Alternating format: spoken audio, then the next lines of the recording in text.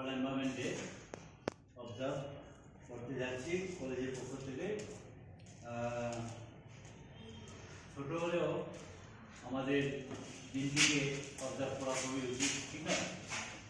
কারণ বিশ্ব পরিবেশ দিবস উপলক্ষে আমরা প্রথমেই একটা কাজ করলাম সবাই মিলে, সেটা হচ্ছে বৃক্ষরোপণ। কয়েকটি চারা গাছ আমরা এখানে লাগিয়েছি, সেটা আমাদের ক্যাম্পাসের মধ্যে লাগানো হয়েছে, ক্যাম্পাসের বাইরেও লাগানো হয়েছে।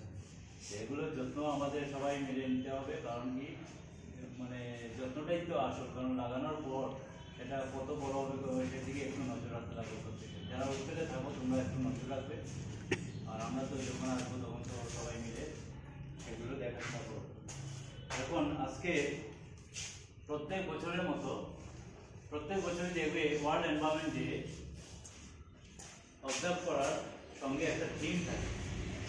ওয়ার্ল্ড এনভায়রনমেন্ট ডে 2023 একটা থিম আছে, 22 একটা থিম আছে, 24-এও একটা থিম দেওয়া আছে, যে এই থিমকে সামনে রেখে আমরা ওয়ার্ল্ড এনভায়রনমেন্ট ডেটা অবজার্ভ করি।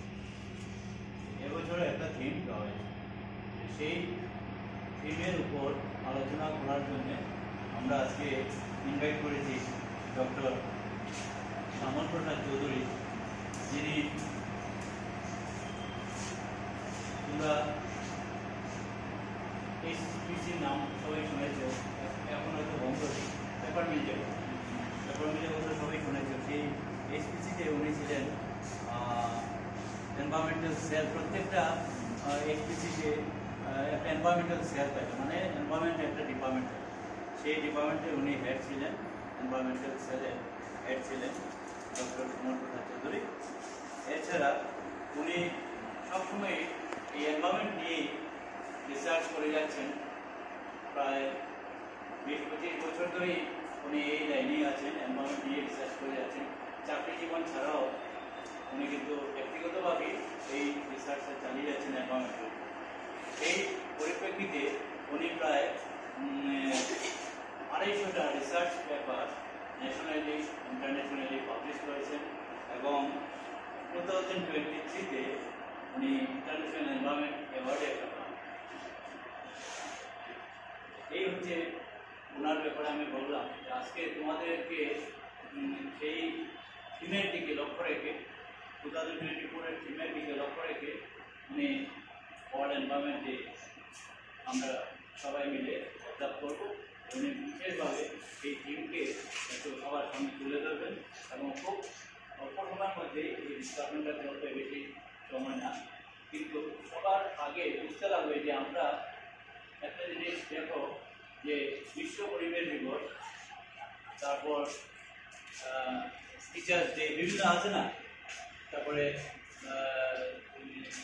চিলড্রেন্স ডে, এগুলো বিভিন্ন ডে আমরা ডে হিসেবে অবজার্ভ করি, বিভিন্ন ডে হিসেবে অবজার্ভ করি। তো এই দিনগুলো অবজার্ভ করছি, এই দিনগুলো অবজার্ভ করি আমরা, যে ওই দিনটাকে স্মরণ রেখে আমরা যদি ওই দিনটা যদি মনে না রাখি, তাহলে আমরা কিন্তু চলতে পারবো না। আমরা ওই দিনটার কথা কিন্তু মানে ধীরে ধীরে ভুলে যাচ্ছি। কিন্তু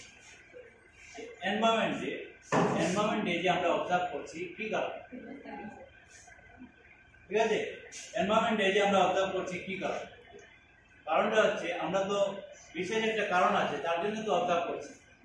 হ্যাঁ, আজকে অবজার্ভ করার পিছনে কারণটা কি? অবজার্ভ করার পিছনে কারণটা হচ্ছে এনভায়রনমেন্ট, যাকে বলে এনভায়রনমেন্ট। তোমরা তো ইবিএস করে এসছো, এনভায়রনমেন্টাল স্টাডিজ, যেটা হ্যাঁ স্কুলেও এনভায়রনমেন্টাল সায়েন্স এই কম্পালসারি পেপার আছে।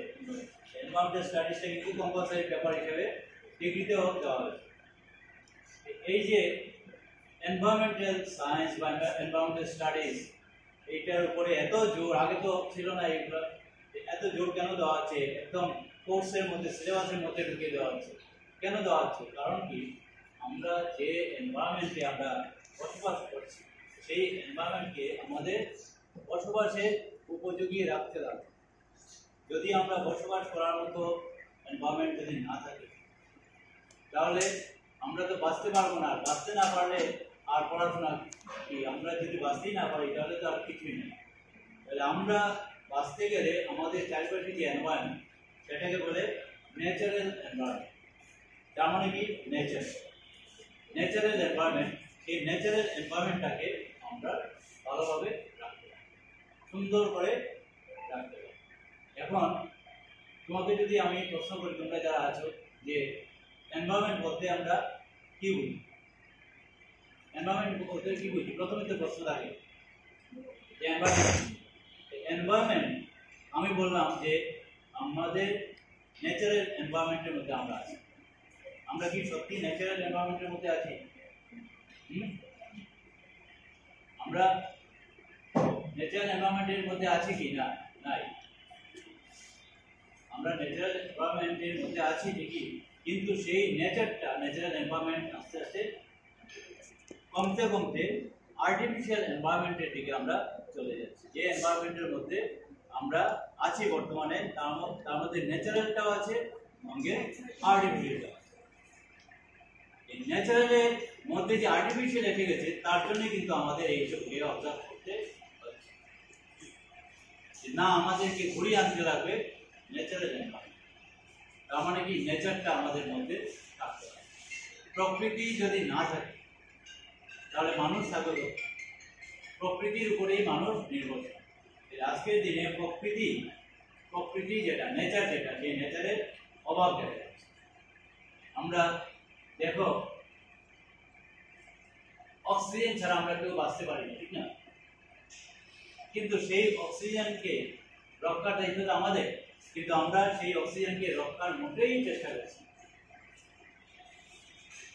একটু কেউ যদি অসুখ হয়, সঙ্গে সঙ্গে তাকে নিয়ে কোথায় না নিয়ে যাওয়া হয়, বলো তো দেখি, হসপিটাল। তারপরে বেশি একটু সিরিয়াস যদি হয় তাহলে আইসিইউতে, ইন্টেনসিভ কেয়ার ইউনিট, ওইখানে কি দেওয়া হয়? প্রথমে অক্সিজেন সিলিন্ডার। তার মানে কি, যে অক্সিজেনটা আমাদের নেচারের মধ্যে আছে, এই তো সবসময় আমরা অক্সিজেনের মধ্যে আছি, সেই অক্সিজেনটা আর্টিফিশিয়ালি আবার দেওয়ার ব্যবস্থা করা হচ্ছে আইসিইউতে ঢোকানোর। আমরা সবাই কিন্তু সেটার জন্য প্রস্তুত, সেটা নেওয়ার জন্য প্রস্তুত। আর্টিফিশিয়ালি যে অক্সিজেনটা প্রডিউস হচ্ছে সিলিন্ডারের মধ্যে, আর্টিফিশিয়ালি আমরা সিলিন্ডারের মধ্যে অক্সিজেন রাখছি, সেই আর্টিফিশিয়াল অক্সিজেন নেওয়ার জন্য আমরা সবাই রেডি। আমরা টাকা দিয়ে কিনছি, কখন ঢুকবো এখানে গিয়ে অক্সিজেন একটু নিয়ে ভাববো, ঠিক না? কিন্তু আমরা কেউ চেষ্টা করছি না যে আমরা ন্যাচারাল এনভায়রনমেন্টটাকে যদি রক্ষা করতে পারি, তাহলে কিন্তু এই আর্টিফিশিয়াল অক্সিজেনের কোনো প্রয়োজন নেই। এই যে আজকে একটা গাছ লাগালাম, সেই গাছটা যদি বড় হয়, এখন তো গাছের পাতা নাই, যে চারাটা লাগানো হয়েছে পাতাটা দেখি, কিন্তু এই গাছটা যখন বড় হবে, পাতা দেবে প্রচুর, গাছের যখন ভালোভাবে গ্রোথটা হবে, তখন আমরা দেখবো যে এই গাছ কি দিচ্ছে আমাদের। এই গাছ কি দিচ্ছে? অনেকটা অক্সিজেন সিলিন্ডার দিচ্ছে, অক্সিজেন ভর্তি সিলিন্ডার আমাদেরকে সাপ্লাই করছে। একটা গাছ, একটা বড় গাছ, বুঝতে পারছো? এই একটা গাছ আমাদেরকে কি দিচ্ছে? মনের মধ্যে স্বাভাবিকভাবে, সাধারণভাবে বোঝার চেষ্টা করছে, একদম অতি সাধারণভাবে, যে একটা গাছ আমাদের কি দিচ্ছে? ইন্টেনসিভ কেয়ার ইউনিটে যে সিলিন্ডার, অক্সিজেন সিলিন্ডার দেওয়া হয়, তার থেকে বেশি অক্সিজেন আমার এই গাছটা। কাজে এই গাছকে যদি আমি রক্ষা করি, ভালোভাবে যদি রক্ষা করি, তাহলে আমার সেই আইসিইউতে ঢোকার আমার যে প্রবণতা, সবার আগে দৌড়ে গিয়ে আমি বলবো অক্সিজেন সিলিন্ডার বলেছে, সেই আর চেষ্টা করতে হবে। কাজে গাছ লাগানোর পিছনে কারণটা হচ্ছে এইটাই, যে আমরা আজকের দিনে অক্সিজেনের অভাব, যে প্রকৃতি থেকে যে অক্সিজেনটা আমরা পাওয়ার কথা ছিল যে পার্সেন্টেজে, সেই পার্সেন্টেজে অক্সিজেনটা আমরা পাচ্ছি, যার জন্য আমাদের সেই গাছ লাগানোর প্রয়োজনটা আজকে পড়েছে। আজকের দিনে যে থিমটা দেওয়া হয়েছে, সেটা সম্পূর্ণ ল্যান্ডের উপর। ল্যান্ড, আমরা যে ল্যান্ডের উপরে আমরা আছি, সেই ল্যান্ডটা কিন্তু পলিউটেড। সেই ল্যান্ডটাকে কিভাবে রেস্টোর করা যায়, সেই ল্যান্ডটা আস্তে আস্তে একদম ডেজার্টে পরিণত হয়ে যাচ্ছে, সেই ডেজার্ট তো মরুভূমিতে পরিণত হচ্ছে। সেইগুলো থেকে আমরা কিভাবে ল্যান্ডটাকে ফার্টাইল ল্যান্ড হিসেবে আনবো, সেখানে গাছ লাগালে গাছটা যাতে সুন্দরভাবে বড় হয়, সেইগুলোর দিকে আমাদেরকে নজর রাখতে হবে। সেইটাই হচ্ছে আমাদের এবছরের থিম। বুঝছো? 2024 থিম হচ্ছে যে ল্যান্ডটাকে কিভাবে আগের জায়গায় নিয়ে আসবে। আজকের দিনে ল্যান্ডের অবস্থা খুবই খারাপ। জমি দেখবে একবার যদি আমি এই জমিতে একটা গাছ যদি সুন্দরভাবে লাগাতে হয়, সুন্দরভাবে বড় করতে হয়, অনেক ফার্টিলাইজার দিতে হয়, অনেক ফার্টিলাইজার আগের দিনে তো দিতে লাগতো না। কারণটা হচ্ছে এই ল্যান্ডটা নষ্ট হয়ে গেছে। এবং ল্যান্ড নষ্ট হওয়ার পিছনে সবচেয়ে বড় কারণ কি জানো? বলতে পারবে ল্যান্ড নষ্ট হওয়ার পিছনে? ল্যান্ড রেস্টোরেশনের কথা বলা হচ্ছে। ল্যান্ড রেস্টোরেশনের কারণটা হচ্ছে ল্যান্ড ডিসার্টিফিকেশন করার কথা বলা হচ্ছে। ল্যান্ডটা ডেজার্টে পরিণত হচ্ছে। এইটা কারণটা কি? কারণটা কি তোমরা সবাই জানো? কারণটা হচ্ছে plastic pollution. Plastic pollution land কিন্তু একদম নষ্ট হয়ে যায় প্লাস্টিক পলিউশন। গাছ কাটাতে আমরা দেখছি যে ল্যান্ড গাছে কি করে, মাটি তো আঁকড়ে ধরে রাখে, কিন্তু গাছ কাটাতে কি হচ্ছে, মাটিটা এই যে ল্যান্ডস্লাইড হয়। কি কারণে হয়? এই গাছ কাটার।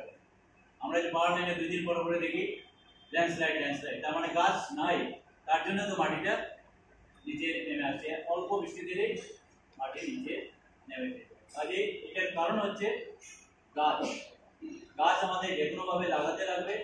এই যে ল্যান্ড ইরোশন হচ্ছে, তারপরে এই যে বললাম যেটা আমরা আমাদের প্লাস্টিক পলিউশন হচ্ছে, এগুলো থেকে ল্যান্ডকে বাঁচাতে হবে। প্লাস্টিক পলিউশন যদি হয় শুধু ল্যান্ড নষ্ট করে না,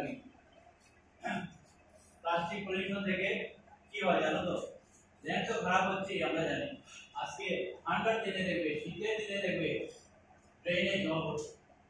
কারণ কি? কারণ ড্রেনের নিচে, ড্রেন যেটা আছে ড্রেনের মধ্যে প্লাস্টিক ভর্তি, পলিথিন আর প্লাস্টিকে ভর্তি।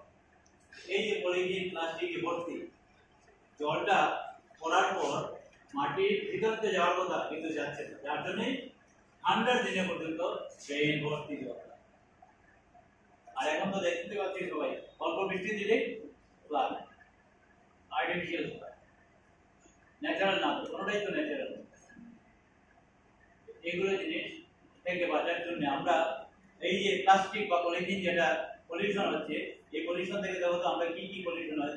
একটা তো ল্যান্ড পলিউশন, আর একটা কি প্লাস্টিক বেশি জমলে যারা আমরা অতি শিক্ষিত হওয়ার পরেও আমরা ভুল করি কি, যে এই বাসায় এতটা প্লাস্টিক বা পলিথিন জমছে, একটা কোনায় রাখো তো, আগুন ধরিয়ে শেষ, না আর তো নেই। কিন্তু এই পলিথিন বা প্লাস্টিকের থেকে আগুন ধরানোর পর কি হচ্ছে, সেটা কিন্তু অক্সিজেনের এই যে আমাদের যে এনভায়রনমেন্টে চলছে, এবং এয়ার পলিউশন। একটা হচ্ছে ল্যান্ড পলিউশন আর একটা হচ্ছে এয়ার পলিউশন। তারপরে থার্ড পলিউশনটা কি জানো?